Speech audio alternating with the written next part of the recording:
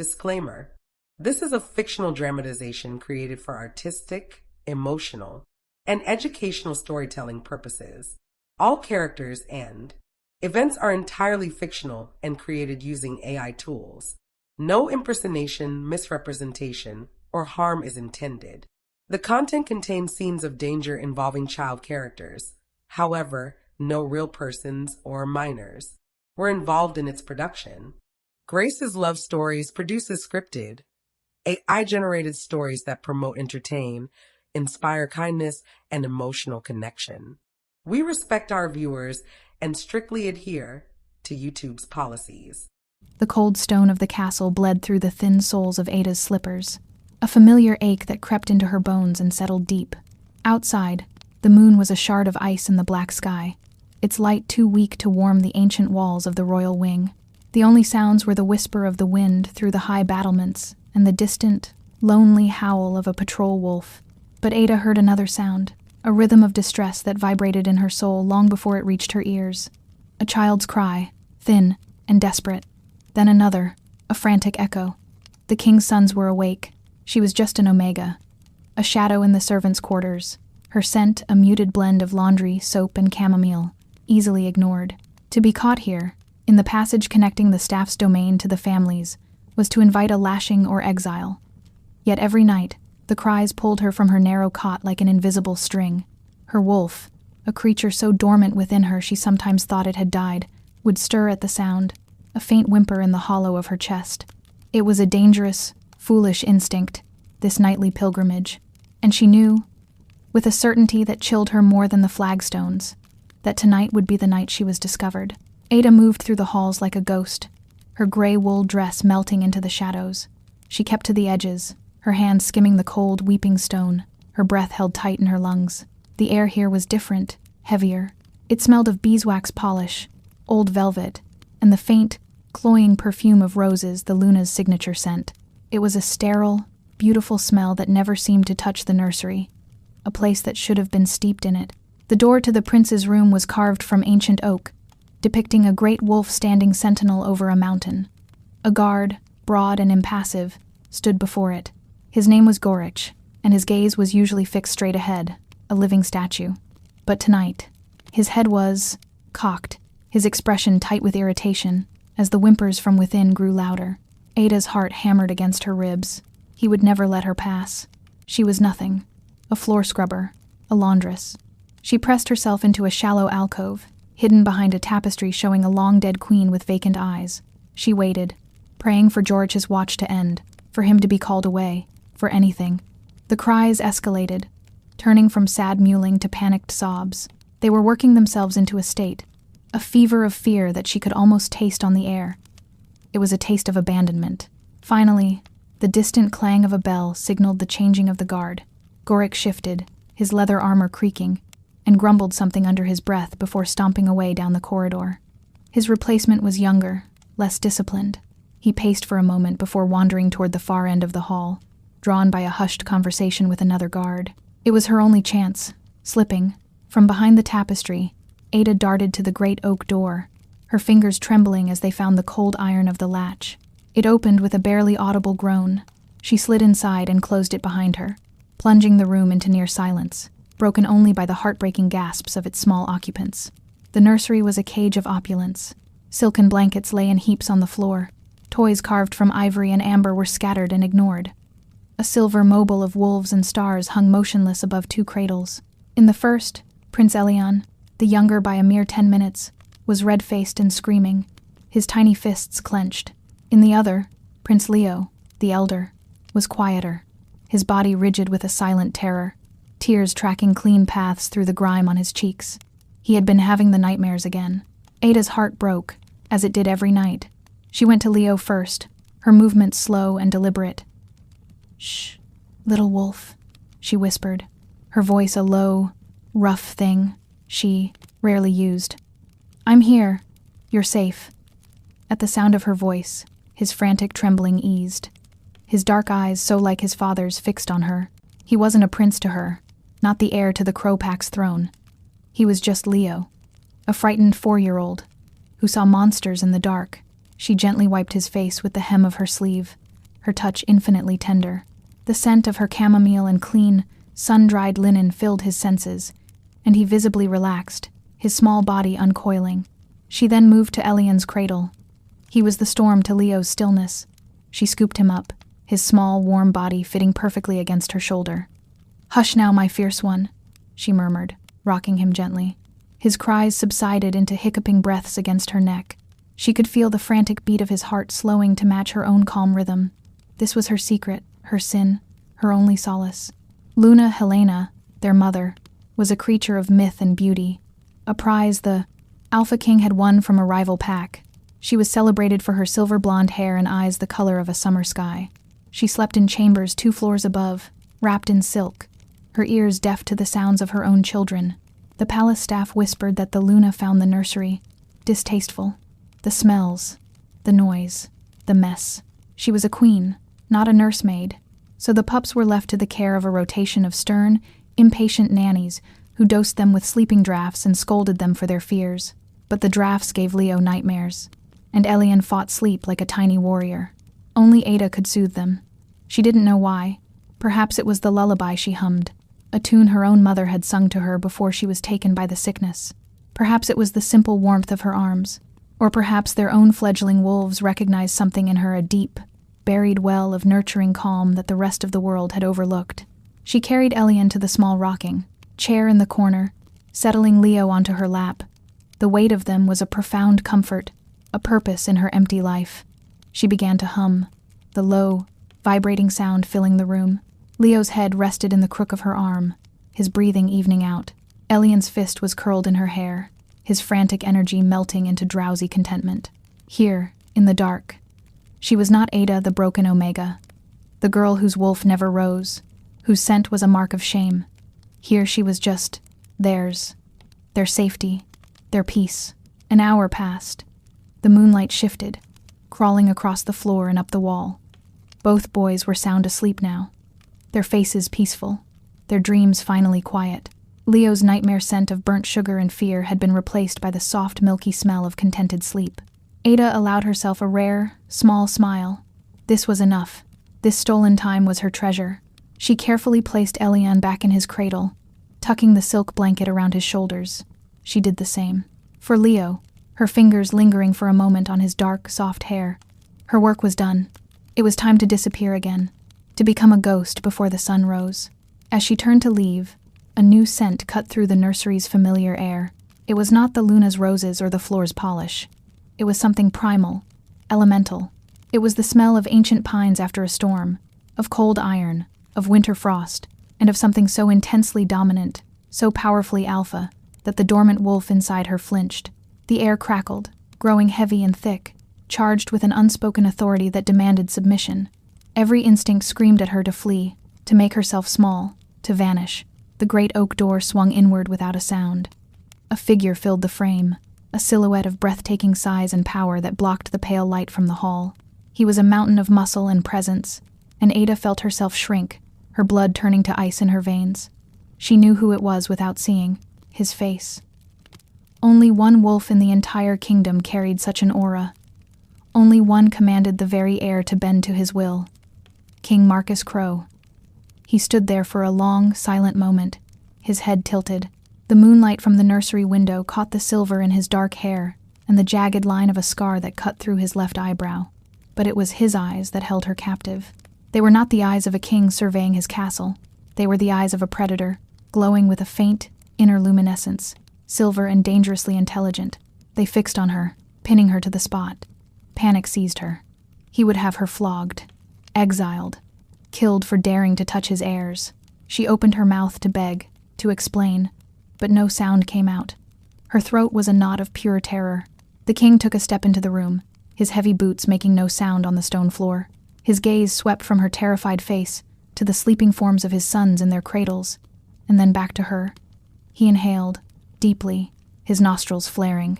He was scenting her, reading her story on the air, the chamomile, the clean linen, the underlying sorrow, and the lingering scent of his pup's trust all over her. A low sound rumbled in his chest. It was not the growl of fury she expected. It was deeper, more complex.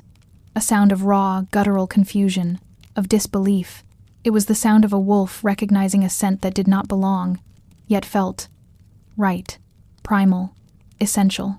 He took another step closer, and the dormant creature inside Ada shuddered, not in fear, but in a shocking, terrifying moment of pure, instinctual awareness. It was a feeling she had never known, a magnetic pull that was both an alarm and a homecoming. He stopped, standing mere feet from her. His immense shadow fell over her, and she had to crane her neck to look up at his face. The expression there was unreadable, a mask of stone and shadow. But his eyes burned with a fire she could feel on her skin. He wasn't looking at a servant. He wasn't seeing an Omega who had overstepped her bounds. He was seeing something else entirely. In the depths of those silver pools, she saw not just the king, but the ancient, powerful wolves that lived within his bloodline. They stared out at her through his eyes, and they were not angry. They were not threatening. They were bowing. Time stretched, thinning into a fragile thread that Ada was certain would snap. The king's silver eyes held her, not with anger, but with an unnerving, predatory stillness, as if he were cataloging every terrified breath she took, every tremor that shook her slight frame. The primal part of him, the wolf that ruled a kingdom, was looking at the primal part of her, the thing she thought was broken and dead, and having a conversation she could not comprehend. His scent was an overwhelming force, pressing in on her, making the air thick and difficult to draw into her lungs. It was the smell of absolute power, and it should have sent her to her knees. Instead, a strange, treacherous warmth unfurled in the pit of her stomach. He moved, a slow, deliberate motion that shattered the frozen tableau. He walked past her, his sheer proximity a physical blow, the heat rolling off his body making her skin prickle.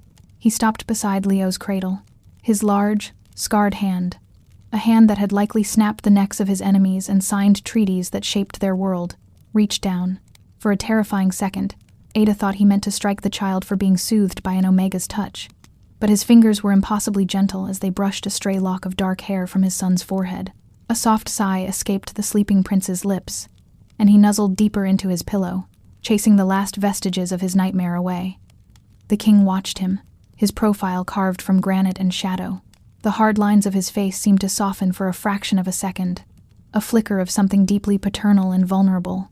When he looked back, at Ada, the raw power was there, but it was now laced with a profound, unsettling confusion. "You," he said. His voice was a low rumble, like stones shifting deep in the earth. It wasn't a question or an accusation. It was a statement of discovery.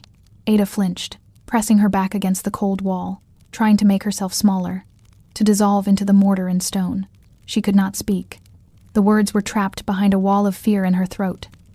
She could only dip her head in a gesture of pathetic submission, her gaze fixed on the floor. He took another step toward her, and she squeezed her eyes shut, bracing for the blow, the grip on her arm that would drag her to the dungeons. It never came. Instead, she felt a shift in the air, inches from her face. He was leaning in. He was scenting her again, not just the air around her, but her, directly. A slow, deliberate inhale. She could feel the warmth of his breath against her temple. It was the most intimate, invasive act she had ever experienced. A stripping away of all her defenses. He was reading her shame, her loneliness, her quiet desperation, and the strange, inexplicable peace his sons found in her presence. When he finally pulled back, the silence that followed was more terrifying than any shout would have been. "Go," he commanded, his voice clipped and hard, the moment of softness gone. "Return to your duties, and do not speak of this to anyone. To anyone." Her eyes snapped open. That was it? No punishment? No exile? Just a warning? She didn't dare question it. With a jerky, frantic nod, she scrambled for the door, her limbs clumsy with a mixture of terror and relief. She did not look back. She could feel his gaze on her, a physical weight between her shoulder blades, every step of the way. She fled down the cold, echoing corridors, her heart a wild drum against her ribs. She didn't stop until she was back in the suffocatingly small confines of her room in the servants' wing. The scent of lye and boiled cabbage, a harsh but welcome assault on her senses, scrubbing his powerful aroma from her mind. She collapsed onto her thin mattress, pulling her threadbare blanket around her shoulders, but she couldn't stop shaking. The encounter played over and over in her mind, the glowing silver of his eyes, the deep, guttural sound in his chest, the way his wolf had looked at her wolf, the way he had said, "You," as if he had found a piece of a puzzle he never knew was missing. She was marked by his attention now. A ghost who had been seen. Sleep did not come. Every shadow in her room seemed to take his shape, and the scent of pine and winter frost clung to her clothes, a phantom reminder of his presence. The next morning, the world had tilted on its axis. As Ada went about her chores in the laundry, her hands raw from the harsh soap and boiling water, the air was thick with whispers. The 2 senior nannies had been dismissed at dawn, sent away in a carriage with sealed lips and grim faces. No one knew why. The head of the household, a stern beta named Elspeth, swept through the kitchens and servant halls with a thunderous expression, her eyes missing nothing. The guards were on edge, their postures stiffer, their gazes sharper. The king had been in the nursery. That was the core of the rumor. But the rest was a tangled mess of speculation. Some said he'd found the nannies dosing the princes with too much sleeping draught. Others whispered he'd heard an intruder. A few, the most fanciful, claimed a spirit had been haunting the royal children, and the king had banished it himself. No one looked at Ada. No one would ever suspect her. She was part of the castle's architecture, as unremarkable as a loose floorboard. And yet, she felt the heat of suspicion. She felt it in the way Elspeth's gaze lingered on her for a moment too long, in the way a young kitchen maid stopped whispering when Ada entered the room. Her day was a torment of feigned normalcy. She scrubbed floors, her head down, her movements mechanical. She mended linens, her fingers working numbly, her mind screaming. Would he tell the Luna? Luna Helena was beautiful, but her vanity was as sharp and cold as glass. The thought of a lowly Omega tending to her children when she would not. The humiliation would be unbearable for her. The Luna's wrath would be far worse than the king's. It would be cruel and drawn out. That afternoon, she saw her. The Luna was gliding down the great hall, flanked by 2 ladies in waiting, her silver blonde hair catching the light like a halo. She was dressed in a gown of deep blue silk that matched her eyes, a fortune in jewels glittering at her throat. She laughed, a sound like tiny tinkling bells, at something one of her companions said. She passed within 10 feet of Ada, who was on her knees polishing the flagstones, and did not so much as glance down. Ada was invisible, a smudge of gray against the grandeur. The Luna's scent, that cloying wave of roses and something sharp and metallic beneath, washed over her. It was the scent of beauty that had no warmth, of a flower pressed between the pages of a book perfect, preserved, and lifeless. Ada felt a pang of something she couldn't name. It wasn't jealousy. It was a profound, aching pity for the 2 little boys sleeping in their opulent cradles, whose mother was a beautiful stranger to them. As night fell, a new kind of fear settled in Ada's belly. The cries would come again. They always did. Was she to go? The king's command had been to not speak of what happened. He hadn't forbidden her from returning. The ambiguity was a form of torture. If she went, she risked his anger. If she stayed away, she pictured Leo trembling in his cradle, trapped in his nightmares, and Elian screaming until his throat was raw. The thought was a physical pain, a twisting in her gut that was sharper than her fear. Her broken wolf whimpered within her, a maternal ache that defied all logic and self-preservation.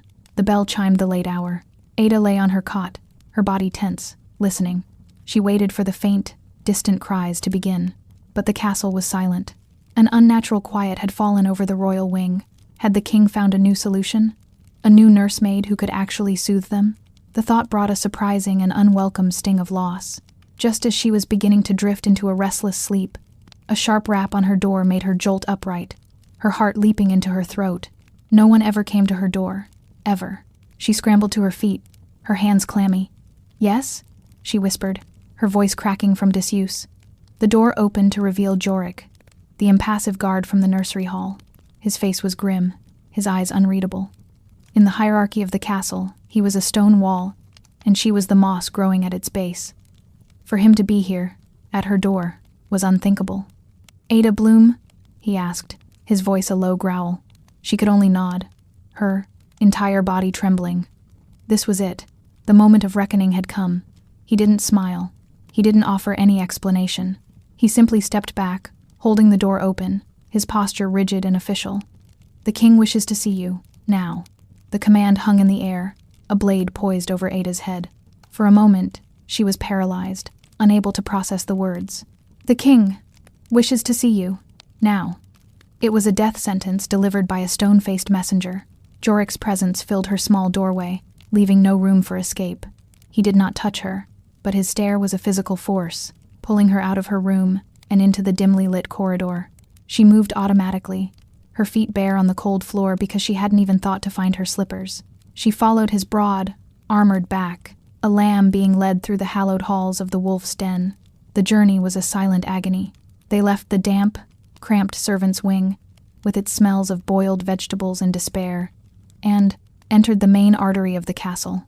Here, the air grew cleaner, scented with beeswax and dried herbs. Torches in iron sconces cast long, dancing shadows, making the tapestries seem to writhe with life. The woven images depicted great hunts and epic battles of the Crow Pack. Alpha, kings of old with silver eyes and blood on their teeth. Their stitched gazes seemed to follow her, condemning the filthy Omega who dared to walk these sacred halls. Each step was a lifetime.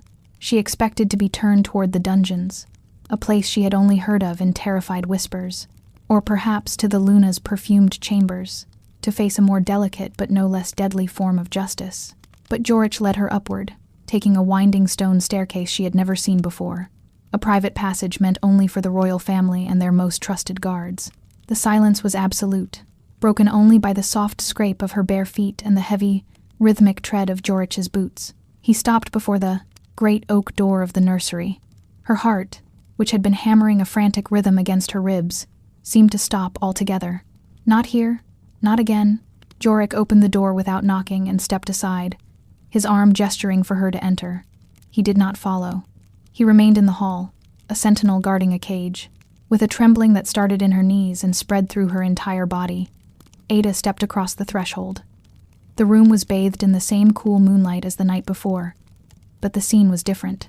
King Marcus Crow was not standing in the doorway like a specter of judgment.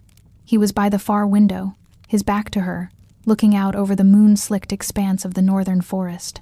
He was not wearing the formal tunic of a king, but a simple dark shirt that strained across the powerful muscles of his back and shoulders. He looked less like a ruler and more like what he was at his core, a primeval force of nature, barely contained by the castle walls. The room was not quiet. From the two cradles came the sounds of distress, not the full-blown screams of the previous night, but a symphony of restless, unhappy noises. Elian was whimpering, a continuous, miserable sound. Leo was making small, sharp gasps, his body rigid beneath the silk blankets, already caught in the tendrils of a nightmare. The king did not turn. He didn't acknowledge her presence, but she knew he was aware of every breath she took. The air was thick with his power, but also with something else she had never scented on an alpha before. A quiet, simmering frustration, a helplessness that was almost shocking in a creature so dominant. "They will not settle," he said, his voice a low growl that vibrated through the floorboards. It was not addressed to her, but to the room, to the uncooperative moon, to the entire world. He had tried. She could see it in the rumpled blankets, in a small wooden wolf toy placed near Leo's hand. He, the Alpha King, who could quell a rebellion with a single look, could not bring peace to his own sons. Ada stood frozen just inside the door, her hands clenched at her sides. What did he want from her? A confession? An execution? Why summon her here to witness his failure? He finally turned, and his silver eyes found her in the gloom. The intensity of his gaze was a physical blow. There was no warmth in it, only a raw, searching power. He looked at her as if she were a strange tool he had found, an anomaly he needed to understand before he decided whether to wield it or destroy it. "You," he said again, just as he had the night before. The word was heavy with meaning she could not decipher. He gestured toward the cradles with a slight inclination of his head. "Do what you did." It was an order, a test. Her throat was dry. She wanted to run, but Yorick was at the door, and the king was before her, an immovable mountain. Her fear was a cold, hard knot in her stomach, but beneath it, another instinct stirred, the sound of the pups. Distress was a hook in her heart, pulling her forward. Her bare feet made no sound on the plush rug as she moved toward them. She could feel the king's eyes on her, watching her every move. She ignored him, focusing all her being on the two small sources of misery. She went to Leo first, the silent sufferer. She placed a hand on his small, rigid chest, feeling the frantic flutter of his heart. "Shh, little wolf," she whispered, her voice barely audible. "The monsters are gone. I'm here now." She began to hum. It was the same simple, ancient lullaby, a melody of no words and infinite comfort. The sound was low and steady, a vibration that seemed to come not just from her throat, but from her very core. Under her touch, Leo's rigid little body began to soften. The terrified gasps eased, his breathing deepening. He was still asleep, but he was no longer fighting his dreams. She then turned to Ilian, who was still whimpering, his face blotchy and wet with tears. She lifted him from the way, cradle, his small, warm body a familiar weight in her arms. He fought her for a second, his back arching, but as she settled him against her shoulder and her scent, that simple, clean smell of chamomile and sun enveloped him. He stilled. His whimpers subsided into small, hiccuping sighs against her neck. She moved to the rocking chair, her movements fluid and unthinking, and sat, settling Ilian in her lap and pulling Leo's cradle closer so she could keep a hand on his back. She rocked slowly, rhythmically, her humming the only sound in the room. The king had not moved. He remained by the window, a silent, imposing statue of shadow and moonlight. He watched the way her thin, work-worn hands expertly soothed his heirs. He watched the way their distress melted away under her care. He watched as the tense, fearful energy in the room was replaced by a profound, enveloping calm. Ada was lost in the moment, in the familiar ritual of comfort, the weight of the pups' warmth of their small bodies, the simple purpose of this act. It was the only time she felt whole. She forgot, for a moment, that she was an omega with a dormant wolf. She forgot she was in the presence of the most powerful shifter on the continent. She was simply a comfort in the dark.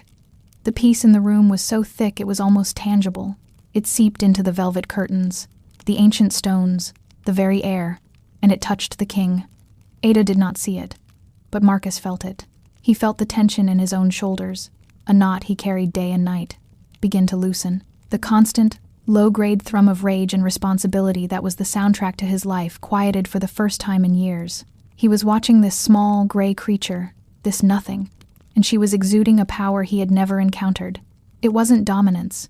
It was something far more fundamental. It was peace. It was home. His wolf, the great beast that sat on the throne of his soul, was quiet.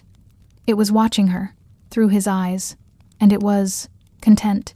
It recognized her, not as a servant, not as a threat. It recognized her as a vital part of the pack that had been missing, the scent of her, which his human side had registered as chamomile, his wolf smelled as something far more complex. Milk and honey, and damp earth, and safety. The scent of a den mother, the scent that his pups should have been surrounded by since their birth. Leo and Elian were now deeply asleep, their breathing soft and even. The room was utterly silent, save for the gentle creak of the rocking chair. Ada's humming had faded away. She stopped rocking, her gaze soft as she looked at the sleeping faces of the boys she had come to love. A floorboard creaked behind her. She stiffened, her brief moment of peace shattered. The king was moving. He crossed the room in 3 silent strides, his presence eclipsing the moonlight. He stopped directly in front of her chair, looming over her. She had to tilt her head back to see his face, her heart resuming its frantic pounding. His expression was still unreadable, but the silver fire in his eyes had intensified. He was looking at her, but his gaze kept flickering down to his sons, nestled in her care. His hand lifted. Ada flinched, certain he would strike her for her audacity, but his fingers did not touch her. They went to Elian, gently tracing the curve of his cheek. The pup sighed in his sleep, leaning into his father's touch without waking. Then the king's gaze returned to her, sharp and piercing. He saw the threadbare wool of her dress, the way it was patched at the elbow. He saw the faint lines of exhaustion under her eyes. He saw the tremble in her hands that she was trying so hard to still. He saw a broken Omega who was more of a mother to his bloodline than the pedigreed Luna he had taken as his mate. And his wolf let out a low, possessive rumble deep in his chest. Ada squeezed her eyes shut, mistaking the sound for a prelude to violence. "There is a small antechamber through that door," the king said, his voice a low, rough command.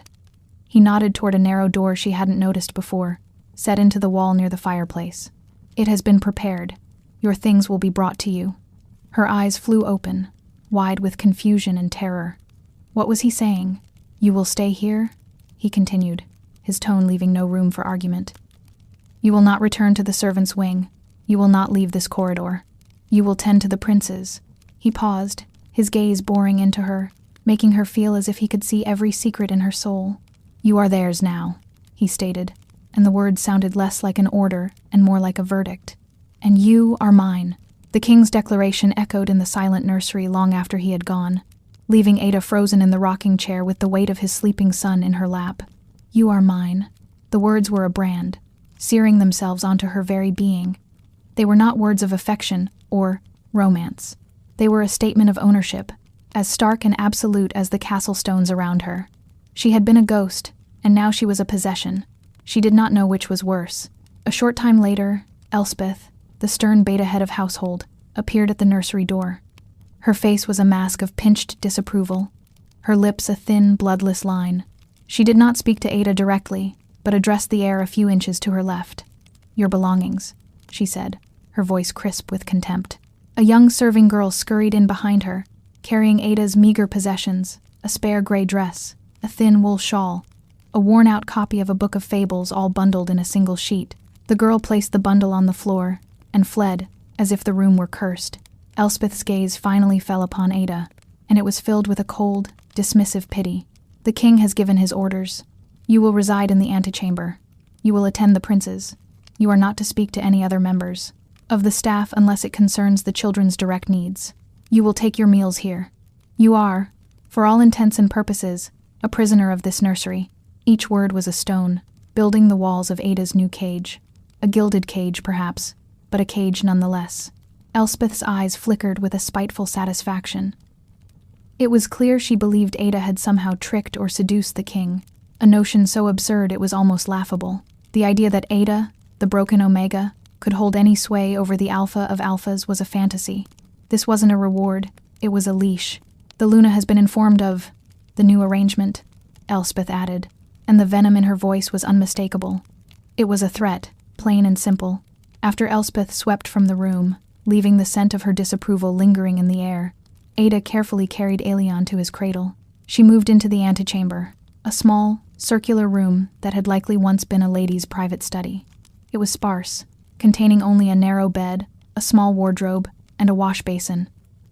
But the mattress was thick with goose down. The blanket was pure wool, and through the arrow-slit window, she could see the stars. It was 100 times more luxurious than her cell in the servants' wing, yet it felt infinitely more confining. She was no longer a servant. She was a fixture, the king's tool for soothing his heirs. The days that followed fell into a strange, surreal rhythm. Ada's world shrank to the confines of the nursery and its adjoining room. She rose before the sun, tending to the boys as they woke. She fed them, bathed them, played with them on the thick rugs with their ivory toys. She learned the shape of Elion's mischievous smile and the quiet, thoughtful way Leo would watch the dust motes dance in a sunbeam. She discovered Leo was afraid of thunder, and Aelion hated the taste of peas. She was their sun and their moon, their constant, their comfort. They blossomed under her care. The dark, circles under their eyes faded. Elion's cries were replaced by gurgles of laughter. Leo's night terrors lessened, and during the day, he began to speak in full, complex sentences, his young mind sharp and curious. He would often crawl into her lap, tracing the mended seams on her dress with a small finger. "Why are you sad, Ada?" he asked once, his dark, serious eyes looking straight into her soul. The question stunned her. She wasn't aware she was projecting sadness. "I'm not sad when I'm with you, little wolf," she answered truthfully, her voice thick. And it was the truth. In their presence, the hollow ache in her chest eased. They were filling a void she never knew was so vast. The king was a phantom presence. She would feel him before she saw him. A shift in the air, a sudden weight of authority that made the fine hairs on her arms stand up. He would appear at odd hours, sometimes late at night, sometimes in the hazy light of dawn. He never stayed long. He would simply stand in the doorway, his silver eyes taking in the scene of domestic peace. He watched her as she played with his sons, his expression unreadable, his powerful body held in a state of unnerving stillness. He rarely spoke to her, and when he did, it was a clipped command or a simple question about the children. But his gaze was a constant, heavy presence. It was possessive, questioning, and, at times, she saw a flicker of something that looked dangerously like hunger. Her scent, her calming presence, seemed to affect him as well. She noticed that when he was near, the hard lines around his eyes would soften, the iron control he held over himself easing by a fraction. He breathed deeper, as if the air in the nursery was richer, purer. One evening, Leo fell and scraped his knee. As Ada held him, whispering words of comfort and wiping his tears, she looked up and found the king standing there, watching. There was a look on his face of such raw, aching longing that it stole the breath from her lungs. He wasn't looking at his son. He was looking at her, at the act of her gentle comfort, as if it were a drink of water and he was a man dying of thirst. The moment their eyes met, the mask of the Alpha King slammed back into place, and he turned and left without a word. The whispers outside the nursery walls grew louder, more venomous. The broken Omega in the royal wing, the king's new pet, the children's nursemaid who slept a mere 30 feet from their cradles. The rumors inevitably reached the one person they were guaranteed to wound the most. The confrontation came on the 7th day. The pups were napping, a rare moment of synchronous peace. The nursery was quiet, filled with the soft sounds of their breathing and the gentle warmth of the afternoon sun. Ada was sitting by the window, mending one of Leo's small tunics, when the great oak door was thrown open with such force that it slammed against the stone wall. Luna Helena stood on the pallid threshold, a vision of incandescent rage. She was dressed in crimson silk, a color that made her pale skin look like porcelain and her blue eyes burn like chips of ice. Behind her stood her 2 ladies-in-waiting, their faces pale with a mixture of fear and vicious anticipation.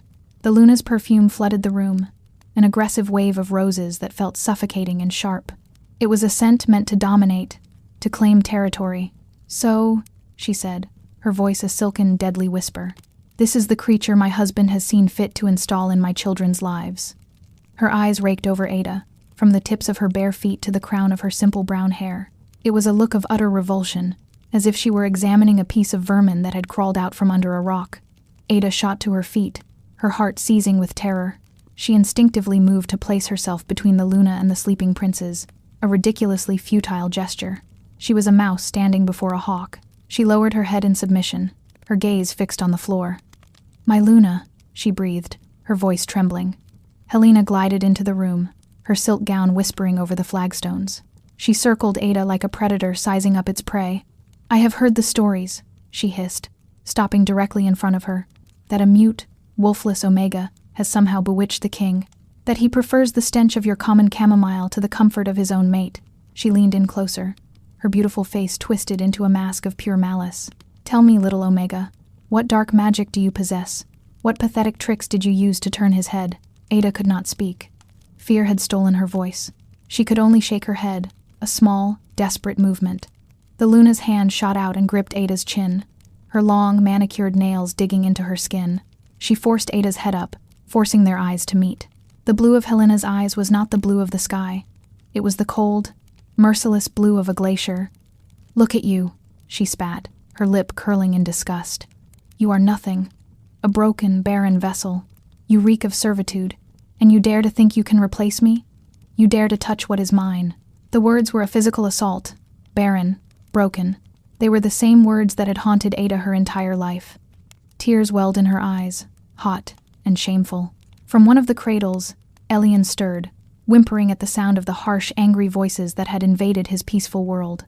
The sound seemed to drive Helena into a greater fury. She released Ada's chin with a shove, turning her wrath on the source of the interruption. She strode to Elian's cradle, her beautiful face a storm cloud of rage. "Even now, he cries for you," she seethed, looking down at her own son as if he were a traitor. "Please, my Luna," Ada begged, finding her voice in a surge of protective desperation. "He is only a child. You are upsetting him." "Upsetting him?" Helena laughed, a sound devoid of all mirth. "I am his mother. He is of my body, and he will learn to come to me, not some common bitch from the servants' hall." With a swift, cruel movement, she reached into the cradle and snatched Elian up. The boy, startled from his sleep, and held in the unfamiliar, tense arms of his mother, let out a piercing shriek of terror. He didn't recognize her scent, her touch. He arched his back, his small face turning purple as he screamed, reaching his arms out not toward the beautiful woman holding him, but toward Ada. "Stop it! Be silent!" Helena commanded, giving the child a small, sharp shake. That was the breaking point. The fear in Ada's heart was consumed by a far more powerful, primal force. Her dormant wolf, the creature that had slept for 25 years, stirred. It was not a surge of alpha dominance, but a wave of pure, unadulterated maternal fury. A growl, low and guttural and completely inhuman, tore itself from Ada's throat. The sound shocked everyone in the room into silence, including Ada herself. It was the first time she had ever made such a noise. Luna Helena froze, her eyes wide with disbelief. Her ladies-in-waiting gasped. Elian's cries subsided into frightened hiccups. Before anyone could react, the air in the room dropped 10 degrees. The sunlight from the window seemed to dim. A scent that dwarfed the Luna's roses, the scent of pine, winter, and absolute, unrestrained alpha fury slammed into the room like a physical blow. King Marcus Crow stood in the doorway. He was not the controlled ruler of the past week. This was the Alpha King in his purest, most terrifying form. His silver eyes were not glowing. They were blazing, twin supernovas of rage. The air around him crackled with killing intent. His gaze was fixed on his mate, on her hands gripping their screaming son, on the mark her nails had left on Ada's chin. He didn't speak. He didn't have to. He moved. The king moved with a speed that was unnatural for a man his size, crossing the nursery in 2 silent, fluid strides that were more wolf than human. The primal terror he projected was so immense that Luna Helena's ladies-in-waiting physically recoiled, stumbling back against the wall as if struck. Even the ancient stones of the castle seemed to hold their breath. He did not touch his mate. He simply stopped before her, his sheer presence, a suffocating force. He was a mountain casting a shadow of wrath, and under his blazing silver gaze, the Luna's beautiful, defiant facade crumbled into dust. The color drained from her face, her blue eyes widening with a fear that was stark and genuine. Her grip on the whimpering Elian faltered. With a movement that was almost gentle, the king took his son from her arms. Elian, sensing the transfer from a source of terror to a pillar of absolute strength, immediately latched onto his father's shirt, burying his face against the solid wall of his chest. The king's large hand came up to cup the back of his son's head, a gesture of profound, protective tenderness that stood in stark contrast to the murderous rage still pouring off him in waves. Only when his son was secure did Marcus Crow turn the full, undiluted force of his attention onto his Luna. "What?" he began, his voice a low, lethal whisper that was more terrifying than any roar. "Did you think you were doing?" Helena swallowed, her throat working. Her mask of arrogance was gone, replaced by the desperate pleading of a creature facing its executioner. "Marcus, my love, I only came to see my sons. This creature." She would not let me near them. It was a pathetic, transparent lie, and they both knew it. The king's lips curled back from his teeth in a silent, predatory snarl. "She," he growled, the sound vibrating through the very floor, "is the only reason your sons know the meaning of comfort. She is the reason they no longer scream through the night, a truth you would have discovered for yourself had you ever bothered to listen." He took a step closer, forcing Helena to take a step back. He stalked her across the room, his movements slow, deliberate, each step a hammer blow of judgment. He backed her up against the cold stone of the far wall, trapping her.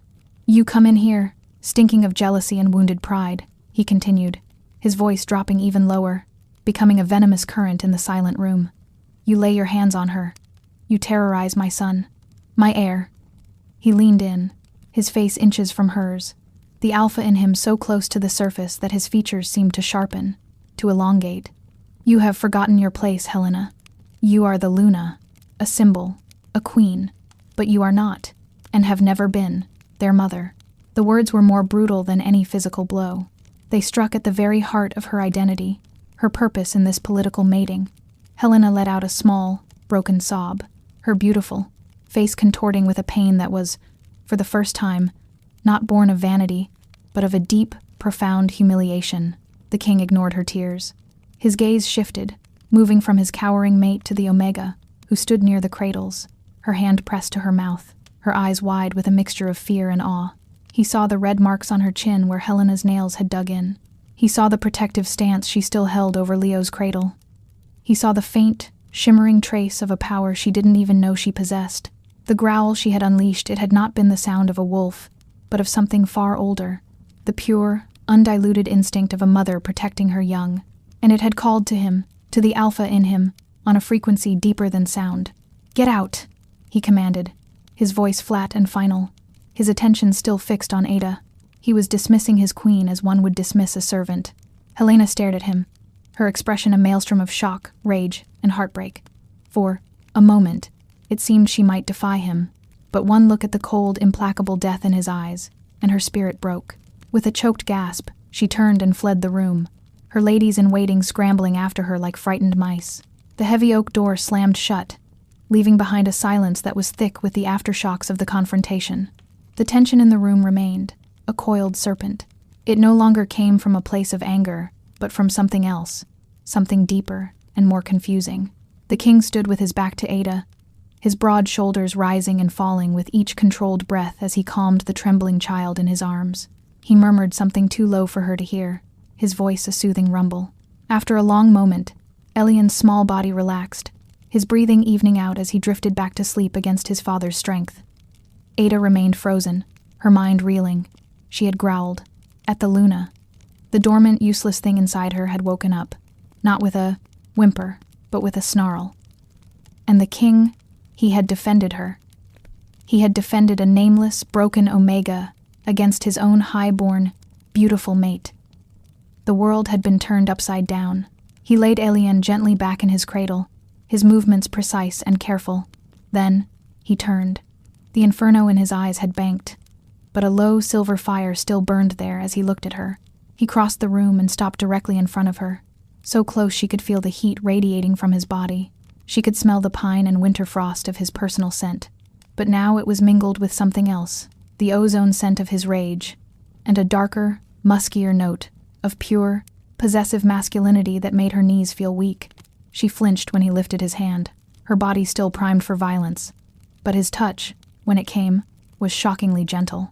His thumb, calloused and rough from gripping a sword hilt, brushed against the marks on her chin. His touch was light, but it sent a jolt of lightning through her entire system. It wasn't a clinical examination of a wound. It was a claim. He was touching the mark his mate had left on what he considered his. "She will not touch you again," he said, his voice a low, solemn vow. His silver eyes bored into hers, and she felt as if he were seeing past her fear, past her shame, into the very core of her. Her breath hitched. The proximity of him, the sheer force of his will, was overwhelming. The dormant wolf within her, awakened by the threat to the pups, was now cowering under the weight of his absolute dominance. Yet, it wasn't a painful submission. It was a settling, a terrifying, exhilarating recognition, the feeling of a lock finding its key. His thumb traced the line of her jaw, a slow, deliberate movement that made her shiver. His gaze was intense, searching. "That sound you made," he said, his voice dropping to a near whisper. "I have never heard its like. Not from an Omega." Ada couldn't answer.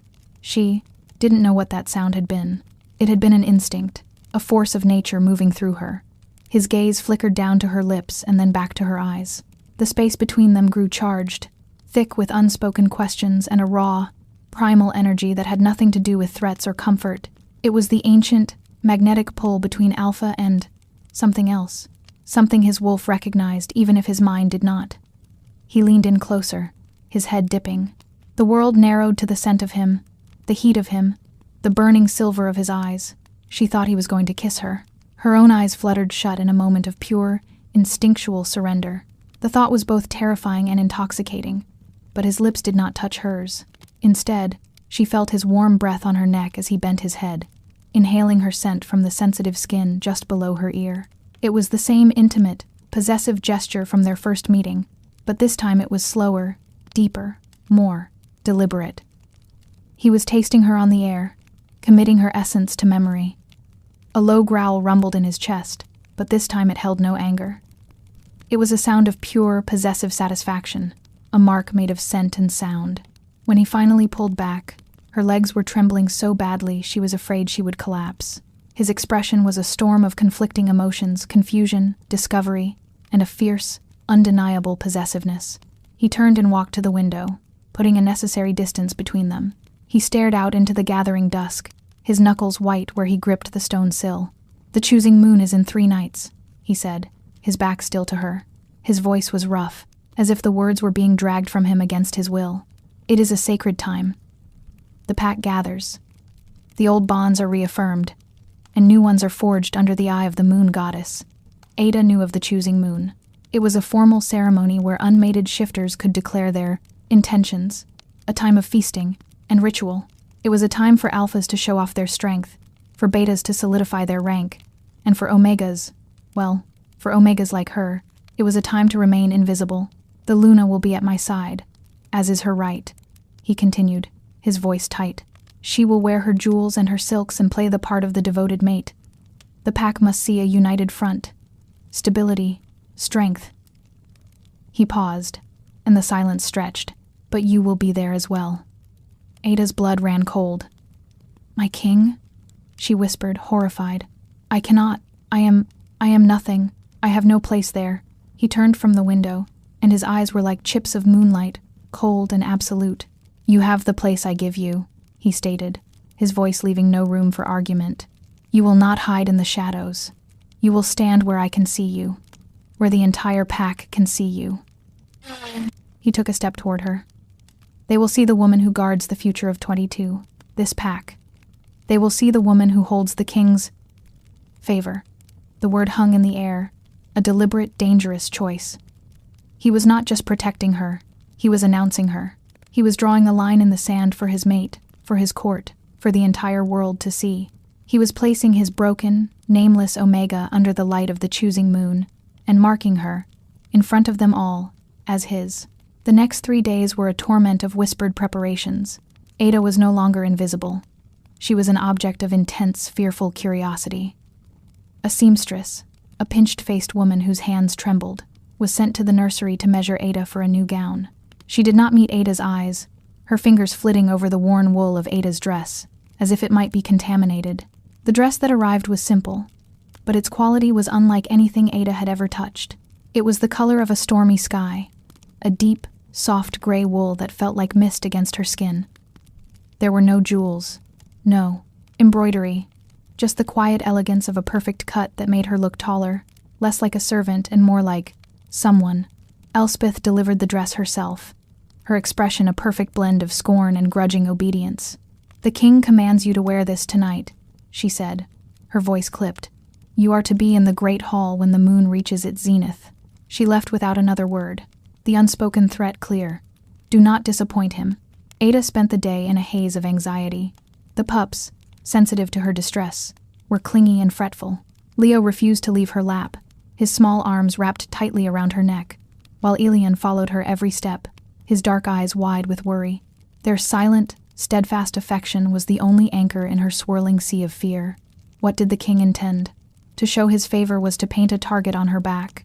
Every wolf in the crow pack, from the highest-ranking beta to the lowest servant, would see her, and the Luna would be watching, her blue eyes filled with a patient, venomous hatred. As dusk fell, Ada bathed the boys, her hands moving with practiced gentleness, a stark contrast to the frantic pounding of her heart. She dressed them in their formal velvet tunics, one the color of midnight, the other the deep green of the forest. They looked like the little princes they were, their dark hair still damp and curling, their faces scrubbed clean. When she was done, Gorich, the stoic guard, appeared at the door. It was time for the princes to join the Alpha's family on the dais. It was not her place to take them. Leo's lower lip trembled as Jorich reached for him. Want Ada, he mumbled, his small hand clutching the fabric of her skirt. Ada's heart broke. She knelt, her new dress pooling around her on the stone floor. I will be there, little wolf, she whispered, her voice thick with an emotion she couldn't name. You will see me, I promise. She kissed both their foreheads, her senses filled with their clean, innocent scent. It was like breathing in courage. Jorich led them away, two small, regal figures walking toward their destiny, leaving Ada alone in the sudden, echoing silence of the nursery. She dressed in the storm-gray gown. It fit her perfectly, the soft wool clinging to her slender frame. She looked at her reflection in the polished silver of the water pitcher. The woman who stared back was a stranger. Her face was still pale, her eyes still haunted, but the dress gave her a dignity she had never possessed. She was no longer Ada the laundress, Ada the broken Omega. She was the king's choice, and that was the most terrifying identity of all. When the moon was high, its silver light flooding the halls, she made her way to the great hall. Her bare feet were silent on the cold stone. She did not want to wear the simple leather slippers that had been left for her. She felt more grounded, more herself, with the earth beneath her soles. The sound of the pack grew louder as she approached, A low, vibrant hum of hundreds of shifters gathered in one place. It was the sound of power, of community, of everything she had never been a part of. The great hall was a cavern of torchlight and shadow. Huge tapestries depicting the history of the Crow Pack adorned the walls. A massive fireplace roared at one end, spitting sparks that danced like fireflies. At the other end, on a raised dais, sat the royal family's table. The air was thick with the scent of roasted meat, spiced wine, pine boughs, and the complex, layered aromas of the pack, 100 different wolf scents mingling into one powerful whole. She slipped in through a side entrance, staying close to the wall, her gray dress a perfect camouflage against the stone. She tried to make herself invisible, a habit of a lifetime, but it was too late. Heads turned. Conversations faltered.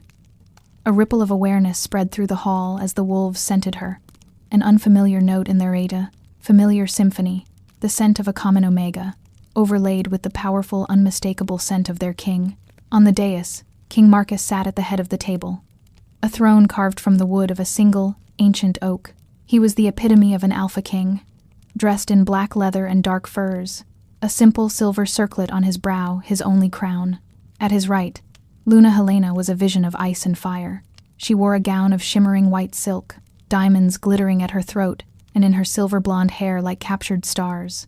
She was smiling, a perfect, serene smile that did not reach her glacial blue eyes. Her gaze swept over the crowd, and when it found Ada, it sharpened for a fraction of a second, a shard of pure, unadulterated loathing, before she turned back to the beta at her side, laughing as if she hadn't a care in the world. The princes sat between them, small and overwhelmed, their eyes scanning the crowd.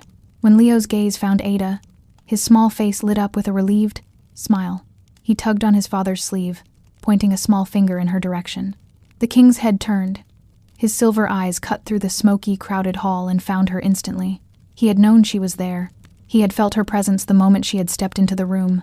He did not smile. He simply looked at her, and in that look was a command and a promise. Stay. Watch. A hush fell over the hall as the elder, a wizened wolf with a face like a roadmap of their pack's history, rose to his feet.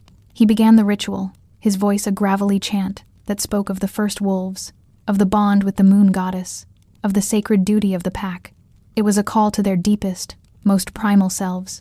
As the chant continued, the atmosphere in the room shifted. The human facades began to slip away. Eyes began to glow with inner light, gold, amber, brown, and, from the dais, the piercing silver of the king. The air grew thick with a raw, untamed energy. Mated pairs drew closer, their hands clasping, their scents intertwining. Unmated wolves scanned the room, their gazes hungry, searching. Ada felt like a rabbit in a den of lions. Her own wolf, the thing she thought broken, was trembling inside her, overwhelmed by the sheer force of 1,000 dominant wills. She wanted to flee, to run back to the quiet safety of the nursery, but the king's gaze held her, an invisible chain. The elder finished the chant, raising a ceremonial drinking horn. Let the bonds be renewed. Let the pack be one under the choosing moon.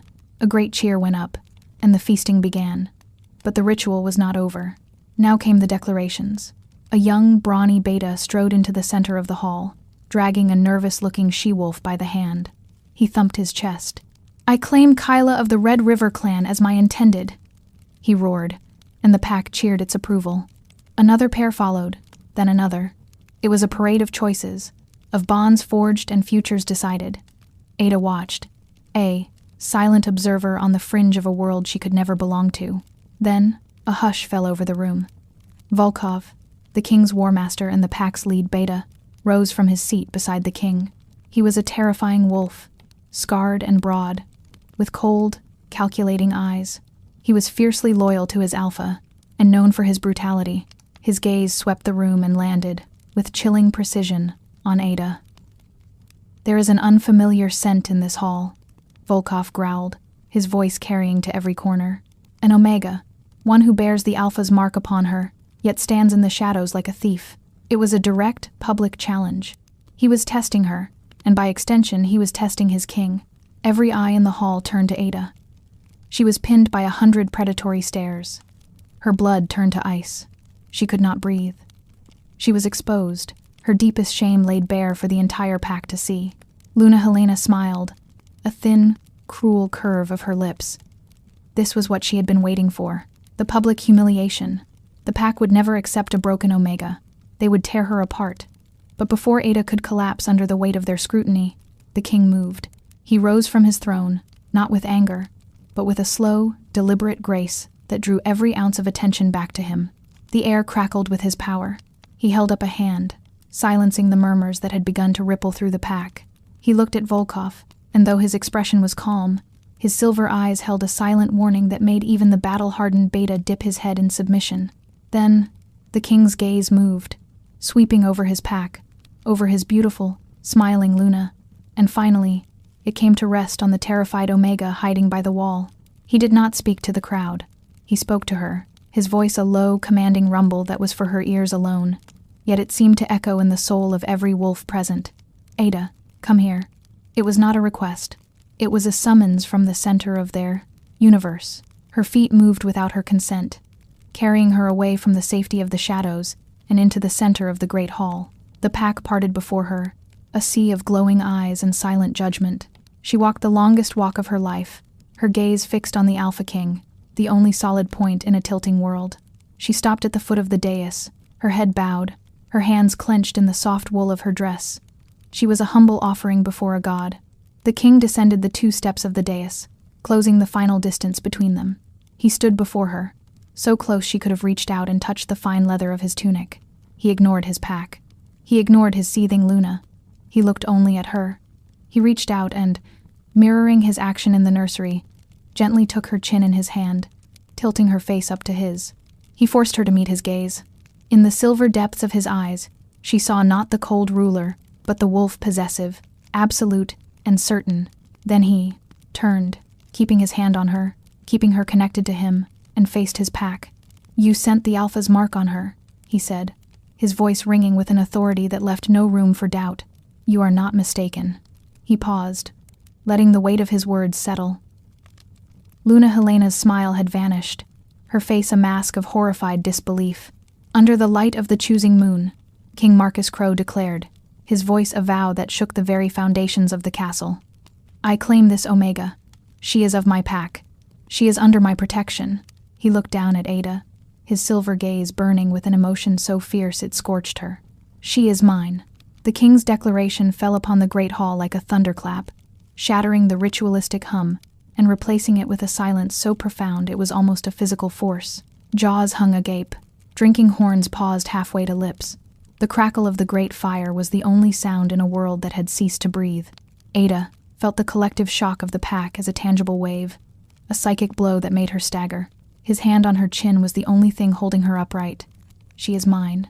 The words were an iron chain, binding her to him in front of his entire world. It was not a declaration of love, not a bonding of mates. It was a raw, primal act of possession, a king planting his flag on conquered territory. He had not chosen her as his Luna, but he had named her as his, a title both terrifyingly vague and brutally absolute. Luna Helena rose from her seat, her chair scraping against the stone floor with a jarring shriek. The sound broke the spell. Her face, moments before a mask of serene beauty, was now a twisted canvas of pure, undiluted fury and utter humiliation. Her blue eyes, no longer like ice, were burning with a cold fire that promised retribution. "Marcus." The name was a strangled gasp, a plea and a threat all in one. "What is the meaning of this? She is a barren Omega, a broken thing. You shame our bond, our throne, our entire line." The king did not even glance at her. His attention remained fixed on his pack, his silver gaze daring any one of them to challenge his decree. His thumb stroked softly against Ada's skin, a small, intimate gesture that was a blatant contradiction to the public power play he was orchestrating. Volkov, the War Master, was the first to recover. His loyalty to his Alpha was absolute, overriding even his own considerable pride. He slammed his fist against his chest in a warrior's salute, the sound echoing like a drumbeat in the silent hall. "The Alpha has spoken," he roared, his voice a gravelly challenge to any who would dissent. "The Omega is under his protection. She is of the pack." Slowly, hesitantly, others followed his lead. Betas and warriors, those whose allegiance was to the strength of the throne above all else, thumped their chests in solidarity. It was not a joyous affirmation, but a grim, reluctant acceptance of their Alpha's will. They did not understand. but they would obey. The whispers began to rise, a venomous tide of speculation and outrage, but no one dared to voice their dissent aloud. Marcus finally released Ada's chin, but his hand moved to the small of her back, a firm, possessive pressure that guided her forward. He led her up the 2 steps to the dais, placing her not in a seat, but to stand just behind and to the left of his great oak throne, a position of no official rank, yet one of undeniable significance. She was in his shadow, under his direct watch, a living symbol of his authority. He reclaimed his seat, the very picture of an unbothered king, and gestured for the feast to continue. The forced cheer that followed was thin and brittle, the celebration soured by the night's shocking turn. Ada stood frozen behind his throne, the heat of his body a furnace at her back, feeling the burn of 100 hostile stares. She could feel Helena's hatred like a physical force, a spear pointed at her heart from across the table. The Luna did not sit. She remained standing for a long, tense moment, a statue of white silk and fury, before turning on her heel and sweeping from the dais, her ladies-in-waiting trailing in her wake like pale, frightened ghosts. The king watched her go, his expression unreadable. Ada's world had been reduced to the space of a few square feet behind a throne of ancient wood. The scents of the feast were nauseating, the sounds of forced revelry a torment. She focused on the only 2 sources of comfort in the entire hall, the small, worried faces of Leo and Elian. They kept looking back at her, their dark eyes wide. Leo gave her a small, secret wave, a tiny gesture of solidarity that was a balm to her fractured soul. The king did not speak to her for the remainder of the feast, but he was acutely aware of her. She could feel it in the way his presence seemed to curve around her, a protective, possessive shield. Once, a drunken beta, emboldened by wine, stumbled too close to the dais, his gaze lingering on Ada with a lewd curiosity. The king didn't even turn his head. A low, barely audible growl rumbled in his chest, a sound like shifting tectonic plates, and the beta sobered instantly, scrambling away with a mumbled apology. When the feast finally, mercifully, ended, the king rose. "Jorich," he commanded, and the guard appeared at his side. "Escort the princes to the nursery." He then turned, and his silver eyes found Ada in the shadows behind his throne. "You will come with me." He didn't wait for a reply. He strode from the dais, not toward the royal chambers, but toward a small private door hidden behind a tapestry depicting a great white wolf, the Crow Pack's founding alpha. The pack watched them go, their whispers following them like the rustling of dry leaves. Ada followed him, her heart a leaden weight in her chest. He led her through a series of quiet, torch-lit corridors she had never seen, the private arteries of the castle. They climbed a winding staircase that seemed to go on forever, ending before a heavy, iron-banded door. The air here was different. It smelled intensely of him, of pine and winter, and the crisp, clean scent of high-altitude frost. This was his sanctuary, his den.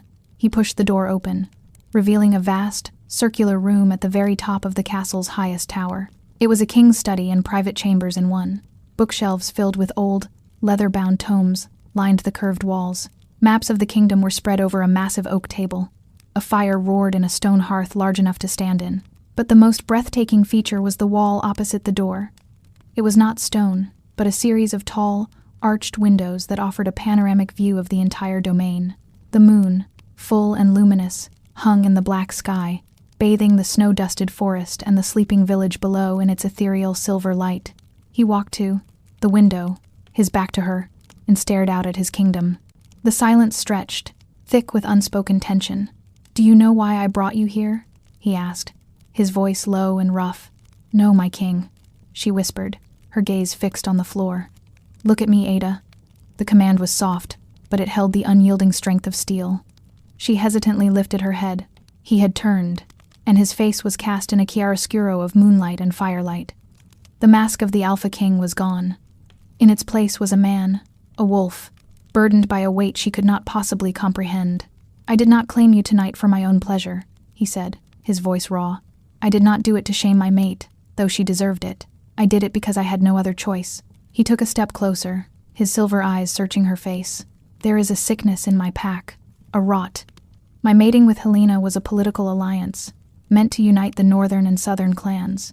It brought peace, but it was a cold peace.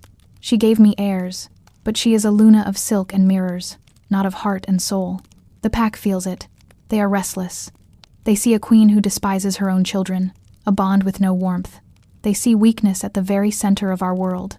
He paced before the fire, his movements agitated, leonine. And then there is you. He stopped, turning to face her again. You appear from the shadows. A broken omega, they call you. But my sons, my blood, they do not find you broken. They find peace in your presence. My wolf finds peace in your scent. He ran a hand through his dark hair, a gesture of profound frustration. When you made that sound in the nursery, that growl, it was not the sound of a wolf, but I felt it, in my bones. It was the sound of a protector, a mother, the sound this pack has been starving to hear.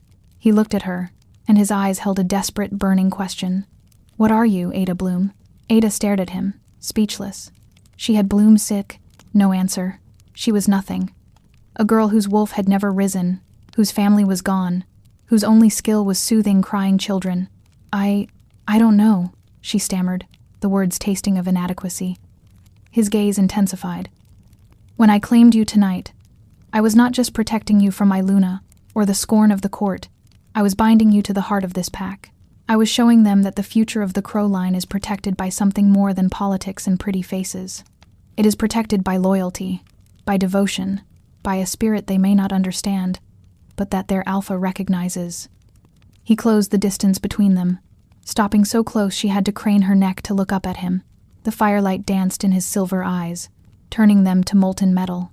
You are my choice, he whispered, the words a current of heat between them. Not my Luna, not my queen, but my responsibility, my secret strength. The pack will hate you for it. The Luna will try to destroy you. You will be a prisoner in this castle, more so than ever before. He lifted a hand, his fingers hesitating for a moment before they came to rest against her cheek. His touch was warm, possessive, and yet there was a tremor in it, a vulnerability she had never imagined possible in him. But you will be safe, and my sons will be safe. His thumb brushed her lower lip, a feather-light touch that sent a shockwave through her entire body. This throne is made of thorns, Ada, but for them, and for you, I will wear it as a crown. 5 winters had passed since the choosing moon that had fractured the Crow Pack's world. The snows had come and gone, each season layering a new kind of peace over the memory of that night's tension. In the King's Solar, the great round room at the top of the highest tower, a fire roared in the hearth, a bulwark against the wind that howled around the castle. But inside, there was only warmth. Leo, now a thoughtful boy of 9 with his father's serious eyes, sat curled in a large chair, a heavy, leather-bound book open on his lap. He was tracing the lines of a map with one finger, his brow furrowed in concentration.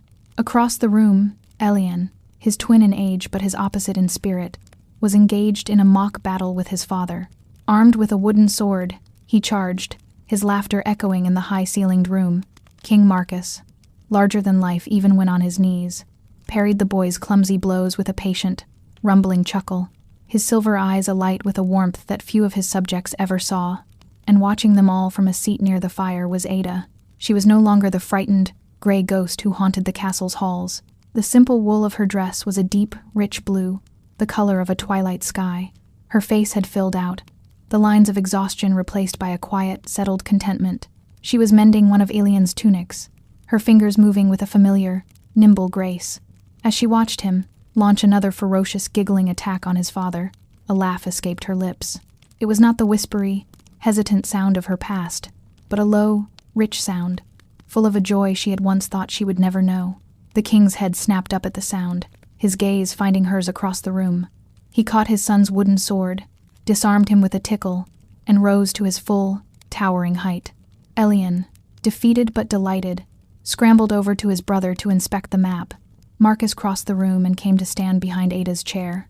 His large hands came to rest on her shoulders, a familiar, comforting weight.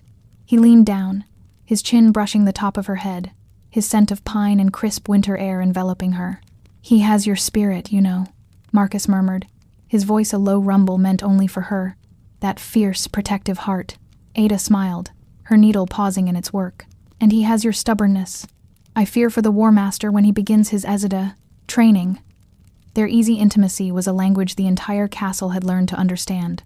In the years following that fateful night, the whispers had slowly, grudgingly, turned from scorn to a kind of awed respect.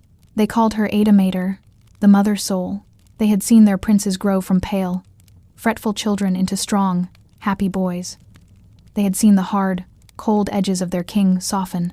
The castle, once a place of stark duty and cold alliances, now had a warm heart, and that heart beat in the quiet rhythm of the Omega, who tended the fire. Luna Helena still resided in the castle. The political alliance was too important to sever, but she was a queen of a barren court. She lived in her wing, a ghost in silk, surrounded by her roses and her mirrors. She attended the great feasts, a beautiful, cold statue at the king's side, her smile a perfect, brittle thing. But the pack's eyes no longer turned to her for guidance or warmth. They looked to the dais, where two boisterous princes would inevitably run to the side of the quiet woman in blue, the woman who was their sun and their moon. Helena had her title, her jewels, her crown. But Ada had the king's heart, and she had his heirs. In the world of wolves, there was no question as to who held the true power. "Do you remember?" Marcus said softly, his thumb stroking the sensitive skin of her collarbone. "The first night I found you? I thought you were a spirit, a phantom come to steal my son's breath." "I was a phantom," Ada replied, her voice just as quiet. "I was a ghost in my own life. I was terrified you would kill me. My wolf knew better," he said, his voice turning rough with emotion. "It knew from the very first scent of you. My human mind was too blind to see it." He turned her chair gently, urging her to her feet. He led her to the great arched window, away from the firelight, into the pure, silver bath of the moon. He took her hands, his large and calloused, hers small and worn from years of both service and care. "I have never asked you," he said, his silver gaze intense, searching, "about your wolf. They called you broken, wolfless, but I have felt the power in you. I felt it that day with Helena. I feel it every day in the peace you bring to this tower. What is the truth of it, Ada?" Ada looked down at their joined hands. It was the question she had both dreaded and longed for. "There is no great wolf inside me, Marcus," she said softly. "Not like yours. When it was my time, when all the other girls my age first felt the change, nothing happened. The moon called, and my body did not answer. The elders said the spirit within me was too weak, too timid, broken." She finally lifted her eyes to his. But they were wrong. It wasn't weak. It was just different. It wasn't a wolf of the hunt or of the battle. It was the wolf of the den, a protector. It did not need to break its skin to guard its own. Marcus's expression softened into one of profound understanding. He lifted her hand and pressed a kiss to her scarred knuckles. "Your spirit never needed to break its skin to be the fiercest wolf in this castle," he vowed. He turned her hand over and looked at her palm. There, in the center, a faint, silvery mark shimmered under the moonlight. A mark that had appeared years ago, a faint tracery like a winter bloom. He touched it with his thumb, and on the back of his own hand, a corresponding mark glowed with a soft, internal light. It was their bond, not the faded, burning mark of a destined mate, but something quieter, deeper. A bond forged of choice, of loyalty, and of a love that had grown slowly and surely in the heart of the castle. "Come," he said, leading her out onto the stone balcony. The wind was cold, whipping her dark hair around her face, but she did not feel it. The warmth of his hand, of his presence, was enough. They stood side by side, looking out over the sleeping kingdom, a vast expanse of moon-drenched forest and silent, snow-covered peaks. "All of this," he said, his voice a low, resonant rumble against the wind, "is stone and ice. It is a throne of thorns and a crown of duty. I ruled it, but I was alone in it."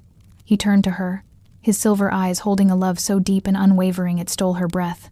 "You are the foundation upon which my throne rests now, Ada. You are the warmth in the stone. You are the home my soul was searching for in the dark." He did not kiss her lips.